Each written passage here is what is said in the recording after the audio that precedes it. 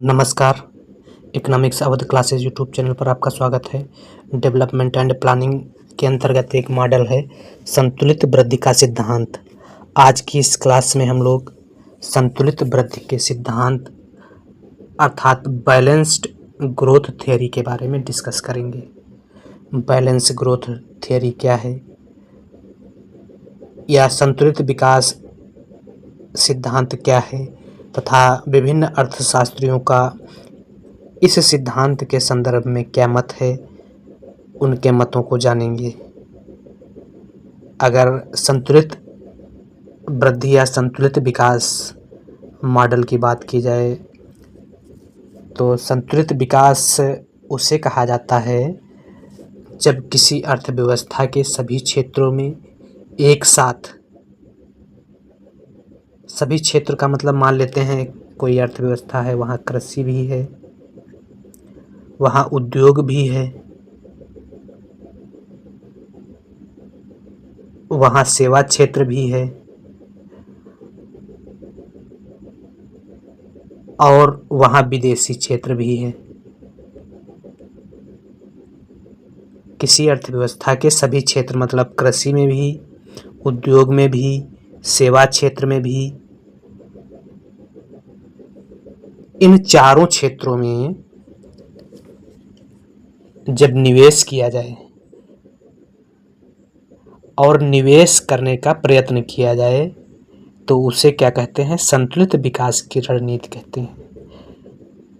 मतलब जब किसी अर्थव्यवस्था के सभी क्षेत्रों, जितने भी क्षेत्र हैं, में एक साथ किंतु व्यापक स्तर पर निवेश किए जाएं और निवेश करने का प्रयत्न किया जाए तो उसे क्या कहते हैं? संतुलित विकास की रणनीति कहते हैं। और इस संतुलित विकास की रणनीति को अपनाकर अल्प विकसित देश जो है वह विकास के पथ पर आगे बढ़ सकते हैं। इस सिद्धांत के जो समर्थक अर्थशास्त्री हैं उनका यह मानना है। अब इस सिद्धांत के समर्थक अर्थशास्त्रियों में रोजेंस्टीन रोडान है।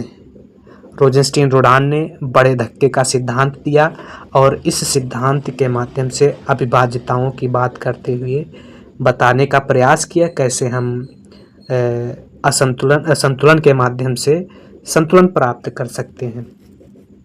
तो इसके अलावा रेगनर नर्क्स इस सिद्धांत के समर्थक अर्थशास्त्री हैं जिन्होंने गरीबी के दुष्चक्र का सिद्धांत दिया।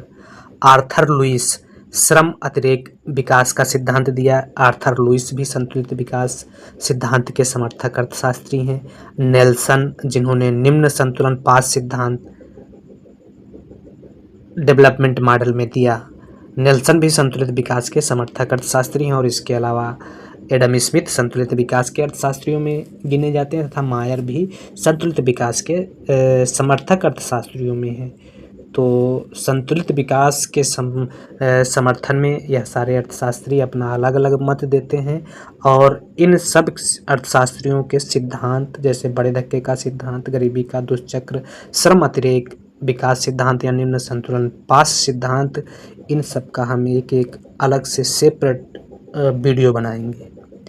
तब आपको बिल्कुल अच्छे से समझ में आएगा कि बड़े धक्के का सिद्धांत किसे कहते हैं, गरीबी का दुष्चक्र क्या है और निम्न संतुलन पास क्या है। इन सब के बारे में चर्चा करेंगे। तो सिंपल शब्दों में अगर कहा जाए कि संतुलित विकास क्या है तो जब किसी अर्थव्यवस्था के सभी क्षेत्रों में एक साथ किंतु व्यापक स्तर पर निवेश किए जाएं और निवेश और जो है विकास करने का प्रयत्न किया जाए उस निवेश से, तो उसे क्या कहेंगे? संतुलित विकास की रणनीति कहेंगे। और अल्प विकसित देश जो हैं यह संतुलित विकास की रणनीति को अपनाकर विकास कर सकते हैं। और संतुलित विकास के लिए जो आवश्यक होता है वह सरकारी हस्तक्षेप की आवश्यकता होती है, सरकारी हस्तक्षेप की आवश्यकता होती है। इसके अलावा योजना की आवश्यकता होती है और योजना को लागू करने की आवश्यकता होती है और लक्ष्य निर्धारित एवं लक्ष्य को प्राप्त करने की आवश्यकता होती है। संतुलित विकास के लिए यह कुछ आवश्यक चरण हैं। ठीक है। अब सिद्धांत की अगर बात की जाए तो अर्थव्यवस्था के विभिन्न क्षेत्रों का एक साथ सामंजस्यपूर्ण विकास होना चाहिए, जिससे क्या है सभी क्षेत्रों में साथ साथ आर्थिक वृद्धि हो और सभी क्षेत्रों में एक साथ निवेश हो। मतलब सभी क्षेत्रों का एक साथ विकास करना चाहिए, जिससे क्या होगा सभी क्षेत्रों में आर्थिक वृद्धि होगी और एक साथ सभी क्षेत्रों में निवेश होगा। अर्थात घरेलू एवं कृषि क्षेत्र में संतुलन स्थापित किया जाना चाहिए। घरेलू क्षेत्र के साथ साथ कृषि क्षेत्र में भी निवेश किया जा सकता है और इन दोनों में निवेश करके जो है विकास की रणनीति या विकास को प्राप्त किया जा सकता है। घरेलू का मतलब उद्योग क्षेत्र और कृषि क्षेत्र में एक साथ निवेश करके विकास को प्राप्त किया जा सकता है। इसी प्रकार से घरेलू क्षेत्र और निर्यात क्षेत्र में संतुलन स्थापित करके विकास को प्राप्त किया जा सकता है। एक अर्थशास्त्री है मायर। मायर क्या बताते हैं, जब किसी देश के घरेलू अर्थव्यवस्था एवं विदेशी अर्थव्यवस्था के बीच संतुलन स्थापित करते हुए विकास किया जाता है तो उससे क्या कहते हैं, संतुलित विकास की रणनीति कहते हैं। ध्यान देना है कि मायर की यह परिभाषा है और मायर बताते हैं कि जब किसी देश की घरेलू का मतलब देश के अंदर की अर्थव्यवस्था और विदेशी अर्थव्यवस्था मतलब निर्यात, विदेशी अर्थव्यवस्था के बीच संतुलन स्थापित करते हुए विकास किया जाता है तो उसे जो है संतुलित विकास की रणनीति कहा जाता है। मायर का यह कथन है। और संतुलित विकास की रणनीति जो है वह मांग पक्ष एवं पूर्ति पक्ष पर आधारित है। अब हम मांग पक्ष एवं पूर्ति पक्ष की अलग अलग चर्चा करेंगे और जानेंगे कैसे मांग पक्ष के माध्यम से संतुलित विकास होता है, किया जा सकता है और कैसे पूर्ति पक्ष के माध्यम से संतुलित विकास किया जा सकता है। तो अगर मांग पक्ष की बात की जाए तो संतुलित विकास के लिए आवश्यक है या मांग के लिए आवश्यक है हमें निवेश करना होगा। अब जब हम अर्थव्यवस्था में निवेश करेंगे तो इससे क्या होगा, रोजगार बढ़ेगा। रोजगार बढ़ने से लोगों की आय बढ़ेगी, आय बढ़ने से क्रय शक्ति लोगों की बढ़ेगी और क्रय शक्ति बढ़ने का मतलब हुआ वस्तुओं की मांग, वस्तुओं और सेवाओं की मांग जो है बढ़ेगी। मांग पक्ष में निवेश करने के लिए बताते हैं कि कृषि एवं विनिर्माणकारी उद्योग से संबंधित जो पूरक उद्योग हैं उनमें निवेश करना चाहिए। जब उनमें निवेश करेंगे, कृषि एवं विनिर्माणकारी उद्योगों में जब निवेश किया जाएगा तो उससे क्या होगा, पूरक उद्योग जो होंगे उससे उपभोक्ता वस्तु उद्योग बढ़ेगा। मतलब उपभोक्ता वस्तुओं की मांग जो है बढ़ेगी और उपभोक्ता वस्तु उद्योग जो होगा वह कृषि एवं विनिर्माणकारी उद्योगों से संबंधित होते हैं। उपभोक्ता वस्तु जो होते हैं वह कृषि एवं विनिर्माणकारी उद्योग से संबंधित होते हैं। मतलब होगा सभी क्षेत्रों का एक साथ विकास होगा। मतलब जब हम कृषि एवं निर्माणकारी उद्योग में निवेश करेंगे तो क्या होगा, इससे उपभोक्ता वस्तु उद्योग का विकास होगा और उपभोक्ता वस्तु उद्योग जो हैं वह कृषि एवं विनिर्माणकारी उद्योग से संबंधित हुए। मतलब सभी क्षेत्र का एक साथ विकास होगा और इसके लिए क्या करना होगा, केंद्रीय योजना को जानबूझकर संपूर्ण अर्थव्यवस्था में एक साथ निवेश करना चाहिए और सरकार को सभी दिशाओं में एक साथ जानबूझकर निवेश करना चाहिए, जिससे क्या होगा, संतुलित वृद्धि होगी। जिससे क्या होगा, संतुलित वृद्धि होगी। मतलब सरकार को सभी दिशाओं में एक साथ जानबूझकर जब निवेश करना होगा जिससे संतुलित विकास बढ़ेगा।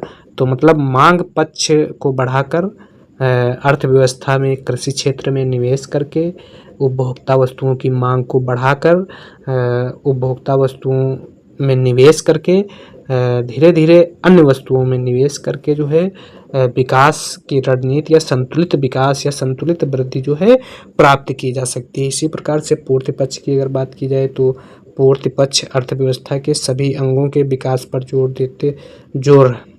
पूर्ति पक्ष क्या है, पूर्ति पक्ष जो है अर्थव्यवस्था के सभी अंगों के विकास पर जोर से वस्तुओं की पूर्ति बढ़ाने में सहायक है। तो पूर्ति पक्ष क्या है, वस्तुओं की पूर्ति जो है बढ़ाने में सहायक होता है। और पूर्ति पक्ष बताता है कि उपभोक्ता वस्तुओं का विकास करना चाहिए।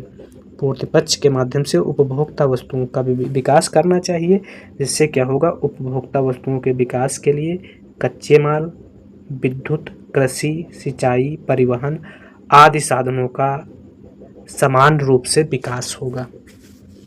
भाई जब उपभोक्ता वस्तुओं की मांग होगी तो उससे संबंधित जो अन्य उद्योग होंगे उनका भी विकास हो जाएगा, उनका भी विकास होगा। तो इस प्रकार से मांग एवं पूर्ति के माध्यम से, मांग पक्ष एवं पूर्ति पक्ष के माध्यम से अर्थव्यवस्था में संतुलित विकास किया जा सकता है। और पूर्ति पक्ष के माध्यम से उपभोग वस्तुओं का विकास करना चाहिए और मांग पक्ष के माध्यम से कृषि एवं विनिर्माणकारी उद्योग से संबंधित पूरक उद्योग, उपभोक्ता वस्तु उद्योग और उपभोक्ता वस्तु जो है वस्तु उद्योग, कृषि एवं विनिर्माणकारी उद्योग का है विकास करना चाहिए या इनमें निवेश करना चाहिए। तो मांग एवं पूर्ति पक्ष के माध्यम से संतुलित विकास प्राप्त किया जा सकता है। अब सिद्धांत की अगर व्याख्या की बात की जाए तो रोजेनस्टीन-रोडान के विचार क्या हैं संतुलित विकास के संदर्भ में। तो रोजेनस्टीन-रोडान जो हैं संतुलित विकास के संदर्भ में सर्वप्रथम संतुलित वृद्धि सिद्धांत का प्रतिपादन जो है रोजेनस्टीन-रोडान द्वारा 1943 में किया गया था। संतुलित वृद्धि सिद्धांत का प्रतिपादन जो है सबसे पहले रोजेनस्टीन-रोडान द्वारा 1943 में किया गया था और इन्होंने संतुलित वृद्धि शब्द का प्रयोग नहीं किया था। इन्होंने क्या प्रयोग किया था? संतुलित वृद्धि का प्रयोग नहीं किया था। और रोडान के अनुसार जो है सामाजिक सीमांत उत्पाद एसएमपी का निवेश उसके निजी सीमांत उत्पाद पीएमपी से भिन्न होना चाहिए। मतलब एसएमपी में निवेश वृद्धि से अर्थव्यवस्था की वृद्धि दर जो होती है वह अधिक होनी चाहिए। रोजेनस्टीन-रोडान कहते हैं कि निजी सीमांत उत्पादकता एवं सामाजिक सीमांत उत्पादकता की को अपनाकर जो है संतुलित विकास प्राप्त किया जा सकता है। अब रोडान बताते हैं कि यह जो निवेश हमें जो अर्थव्यवस्था में करना है वह निवेश निजी सीमांत उत्पादकता और सामाजिक सीमांत उत्पादकता में करना चाहिए। और अगर निजी सीमांत उत्पादकता की बात की जाए तो आर्थिक विकास का ये उत्पादकता जो है निजी सीमांत उत्पादकता जो है महत्वपूर्ण नहीं होती है, इतनी महत्वपूर्ण नहीं होती है निजी सीमांत उत्पादकता, ऐसा रोडान का मानना है। रोजेनस्टीन-रोडान का मानना है कि निजी सीमांत उत्पादकता जो है वह इतनी महत्वपूर्ण नहीं होती है जितनी कि सामाजिक सीमांत उत्पादकता महत्वपूर्ण होती है। तो रोडान मानते हैं कि हमें सामाजिक सीमांत उत्पादकता में निवेश करना चाहिए, मतलब हमें एसएमपी में निवेश करना चाहिए। अब सामाजिक सीमांत उत्पादकता की अगर बात की जाए तो आर्थिक विकास में इस उत्पादकता की महत्वपूर्ण भूमिका होती है। सामाजिक सीमांत उत्पादकता की आर्थिक विकास में महत्वपूर्ण भूमिका होती है क्योंकि एक उद्योग लगने से उसके आसपास कई उद्योग लग जाते हैं, जिससे क्या होता है, विकास बढ़ता है। और उस परियोजना में निवेश करना चाहिए जिससे क्या होता है, सामाजिक उत्पादकता अधिक होती है। सामाजिक उत्पादकता जिससे अधिक होती है उस परियोजना में निवेश करना चाहिए।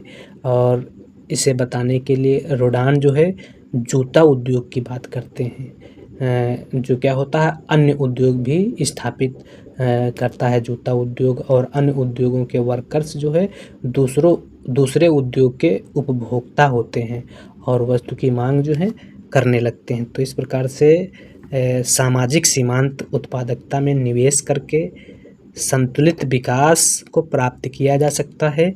और यह संतुलित विकास सामाजिक सीमांत उत्पादकता में निवेश करके कैसे किया जाएगा, रोजेनस्टीन-रोडान बताने का प्रयास करते हैं, समझाने का प्रयास करते हैं कि हमें सामाजिक सीमांत उत्पादकता में निवेश करना चाहिए और यह निवेश जो होगा वह अन्य छोटे छोटे निवेश उद्योग को स्थापित करने के लिए प्रेरणा देगा और जो अन्य छोटे छोटे उद्योग स्थापित होंगे इनके जो वर्कर होंगे वह जो है दूसरे उद्योग के उपभोक्ता होंगे। वर्कर जब दूसरे उद्योग के उपभोक्ता होंगे तो उससे क्या होगा, वस्तु की मांग बढ़ेगी और वस्तु की मांग बढ़ने से उत्पादन बढ़ेगा और उत्पादन से क्या होगा, बाजार का आकार बढ़ेगा और धीरे धीरे क्या होगा, संतुलित विकास जो है सभी क्षेत्रों में किया जा सकता है। अब अगला जो है रेगनर नर्क्स के क्या विचार हैं संतुलित विकास के संदर्भ में।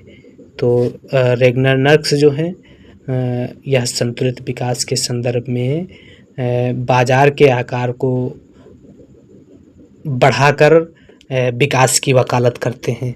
मतलब रेगनर नर्क्स जो हैं बाजार के आकार को बढ़ाकर विकास की वकालत करती हैं और रेगनर नर्क्स जो हैं गरीबी के संदर्भ में अपने सिद्धांत प्रतिपादित करते हैं और इन्होंने गरीबी के दुष्चक्र की बात की है और इन्होंने बताया कि गरीबी जो विकासशील देश हैं वह गरीबी के दुष्चक्र में फंसे रहते हैं और गरीबी का यह दुष्चक्र जो है मांग एवं पूर्ति दोनों पक्षों में पाया जाता है और गरीबी जो है अल्पविकसित देश का कारण एवं परिणाम दोनों को बताते हैं रेगनर नर्क्स।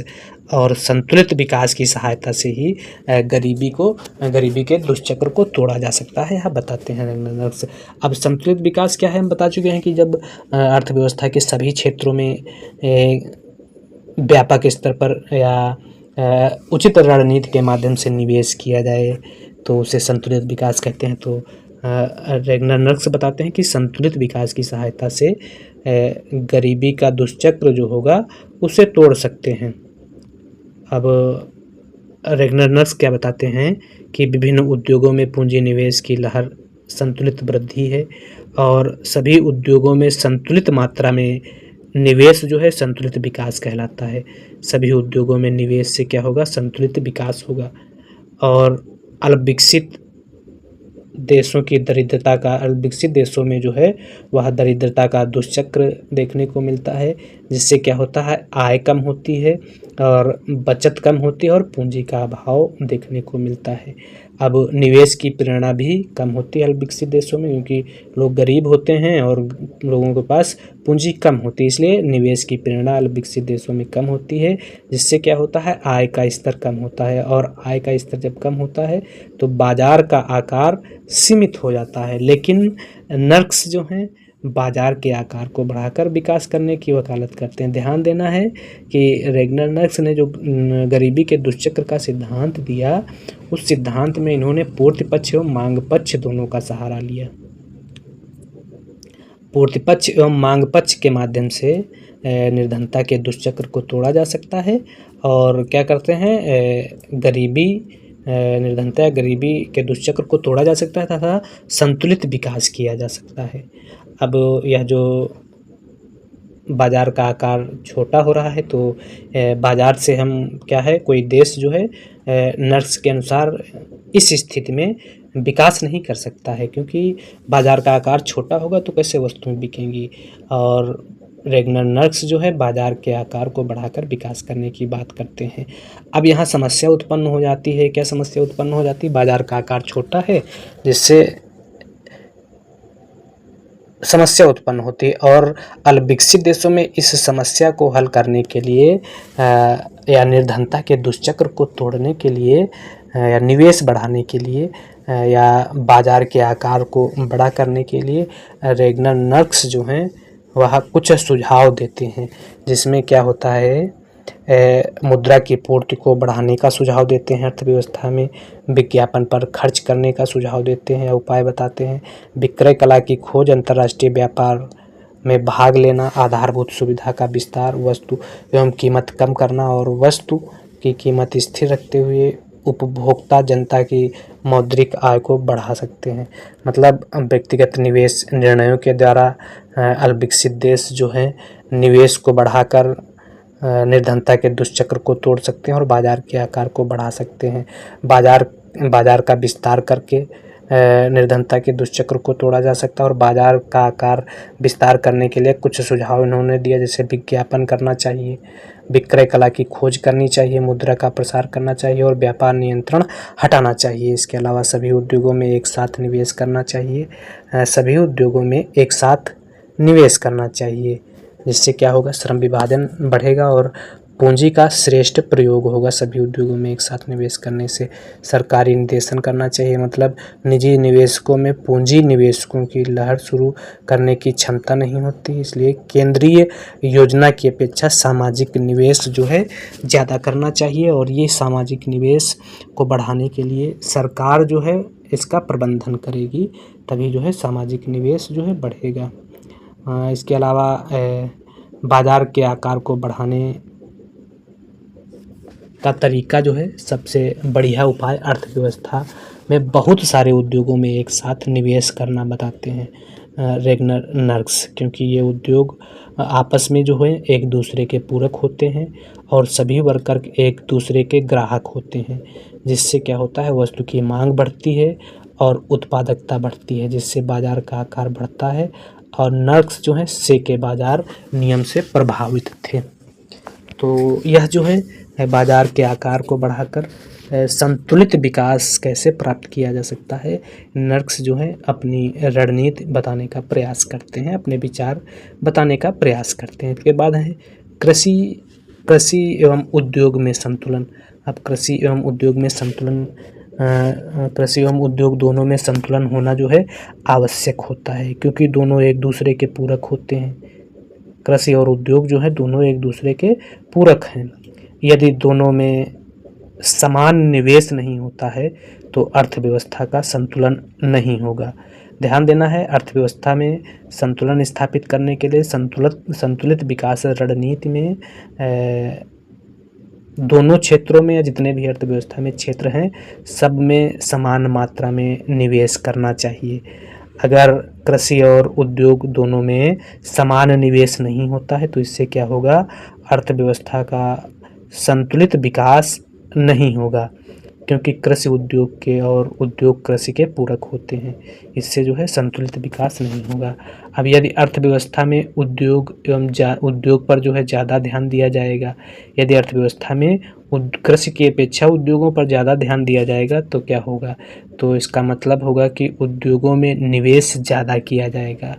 यदि अर्थव्यवस्था में उद्योगों पर ज़्यादा ध्यान दिया जाएगा तो उद्योगों में ज़्यादा निवेश किया जाएगा, तो कृषि जो है उत्पादन नहीं बढ़ेगा। इससे क्या होगा, उद्योग पर ज़्यादा निवेश जब किया जाएगा तो कृषि उत्पादन नहीं बढ़ेगा, जिससे क्या होगा, कृषिगत उत्पाद की कीमतें जो हैं बढ़ जाएंगी और मुद्रास्फीति की स्थिति उत्पन्न होगी। इसलिए अर्थव्यवस्था में क्या आवश्यक है, कृषि एवं उद्योग दोनों में संतुलन बनाए रखना आवश्यक है। मतलब उद्योगों एवं कृषि में साथ साथ निवेश करना चाहिए, नहीं तो अर्थव्यवस्था में एक दूसरे का विपरीत प्रभाव पड़ेगा। अब इसे इशारे चित्र से भी देखा जा सकता है, जिसमें एक्स अक्ष पर कृषि क्षेत्र, वाई अक्ष पर उद्योग क्षेत्र लिया गया है और ए को राष्ट्रीय उत्पादन का स्तर निर्धारित करता है, जिसमें पीपी जो है यह निवेश संभावना वक्र को बता रहा है। ए संतुलन स्तर है जहां पर राष्ट्रीय उत्पादन का स्तर निर्धारित होता है और ओ के बराबर ओ एम है। ओ के बराबर जब ओ एम होगा, ओ के यह है, ओ एम यह है, तो अर्थव्यवस्था के लिए लाभप्रद स्थिति होगी। तो अर्थव्यवस्था के लिए लाभप्रद स्थिति होगी इसलिए क्योंकि कृषि क्षेत्र में ओ के निवेश हो रहा है और औद्योगिक क्षेत्र में ओ एम निवेश हो रहा है, मतलब दोनों क्षेत्रों में निवेश समान मात्रा में हो रहा है, तो यह लाभप्रद स्थिति हो जाएगी। इससे क्या होगा, संतुलित विकास जो है देखा जा सकता है। अब घरेलू तथा विदेशी क्षेत्र में अगर संतुलन की बात की जाए, घरेलू क्षेत्र तथा विदेशी क्षेत्र में अगर संतुलन की बात की जाए तो निर्यातों एवं आयातों के मध्य जो है संतुलन होगा। घरेलू तथा विदेशी क्षेत्र, घरेलू क्षेत्र का मतलब आयातों और विदेशी क्षेत्र निर्यातों के मध्य जो है संतुलन होगा। अब ऐसी स्थिति में क्या होगा, रोजगार बढ़ेगा, उत्पादन बढ़ेगा और रोजगार बढ़ने से उत्पादन बढ़ेगा, उत्पादन बढ़ने से आय का स्तर बढ़ेगा, आय का स्तर बढ़ने से मांग का स्तर बढ़ेगा, जिससे आयात बढ़ेगा। अब आयातों का अगर भुगतान करना है तो निर्यातों द्वारा वित्त प्रबंधन किया जाना चाहिए, मतलब आयातों का वित्त प्रबंधन जो है निर्यातों द्वारा होगा और इसलिए आयात और निर्यात के मध्य जो है संतुलन आवश्यक होता है। आयात और निर्यात के मध्य संतुलन आवश्यक होता है और इसके लिए आवश्यक है कि घरेलू अर्थव्यवस्था में उत्पादन बढ़ाया जाए, मतलब कृषि एवं उद्योग में उत्पादन बढ़ाया जाए जिससे घरेलू बाजार का विस्तार होगा। अब कृषि एवं उद्योग में उत्पादन बढ़ाने से क्या होगा, घरेलू बाजार का विस्तार होगा और अतिरिक्त उत्पादन को निर्यात कर देंगे। मतलब जब घरेलू बाजार का विस्तार होगा तो कुछ अतिरिक्त उत्पादन हमारे पास बचेगा जिसे हम क्या करेंगे, निर्यात कर देंगे, जिससे विदेशी बाजार का विस्तार होगा। अब जब जो अतिरिक्त उत्पादन बचेगा उसे निर्यात कर देंगे जिससे क्या होगा, विदेशी बाजार का विस्तार होगा। इस प्रकार से संतुलित विकास के लिए जो है घरेलू क्षेत्र तथा विदेशी क्षेत्र में संतुलन होना आवश्यक है, ध्यान रखना है। इसलिए आवश्यक है कि संतुलित विकास के संदर्भ में घरेलू क्षेत्र और विदेशी क्षेत्र में विकास होना संतुलन होना आवश्यक है। तो जब इनमें संतुलन होगा तो क्या होगा, रोजगार बढ़ेगा, उत्पादन बढ़ेगा, आय का स्तर बढ़ेगा, मांग का स्तर बढ़ेगा और आयात में वृद्धि होगी। अब इस प्रकार से संतुलित विकास के लिए जो है घरेलू क्षेत्र तथा विदेशी क्षेत्र में संतुलन होना आवश्यक बताया गया संतुलित विकास के अंतर्गत। अब संतुलित विकास के क्या लाभ हैं, तो अगर लाभ की बात की जाए तो अर्थव्यवस्था में बाजार का विस्तार होता है। बाजार का विस्तार नक्श तो बताते हैं कि बाजार के आकार को बढ़ाकर संतुलित विकास किया जा सकता है। इससे क्या होता है, विभिन्न सिद्धांतों में देखा गया है कि अर्थव्यवस्था में संतुलित विकास के अंतर्गत बाजार का विस्तार होता है और विकास जो है निरंतर बना रहता है और मुद्रास्फीति जैसी कोई स्थिति अर्थव्यवस्था में नहीं होती है। तो संतुलित विकास में क्या होता है कि लाभ अगर देखे जाएं तो बाजार का विस्तार होगा, विकास निरंतर बना रहेगा और मुद्रास्फीति जैसी कोई स्थिति नहीं होगी। इस प्रकार से संतुलित विकास रणनीति एक ऐसी रणनीति हुई या एक ऐसी युक्ति हुई कि अर्थव्यवस्था के सभी क्षेत्रों को चुनकर व्यापक स्तर पर निवेश किया जाए, जिससे क्या होगा, संतुलित विकास को प्राप्त किया जा सकता है। ध्यान रखना है, संतुलित विकास रणनीति में जब किसी अर्थव्यवस्था के सभी क्षेत्रों में एक साथ किंतु व्यापक स्तर पर निवेश किए जाएं तो विकास करने का प्रयत्न किया जाए तो उसे संतुलित विकास रणनीति कहते हैं। और अल्पविकसित देश जो होंगे इसी रणनीति का प्रयोग करके क्या करेंगे, संतुलित विकास को प्राप्त करेंगे। अब संतुलित विकास की कुछ आलोचनाएं हैं, उन आलोचनाओं में जानते जैसे संतुलित विकास मॉडल जो है विकासशील देशों के लिए है और यह मॉडल जो है विकसित देशों के लिए नहीं है और ये देश जो होगा अपना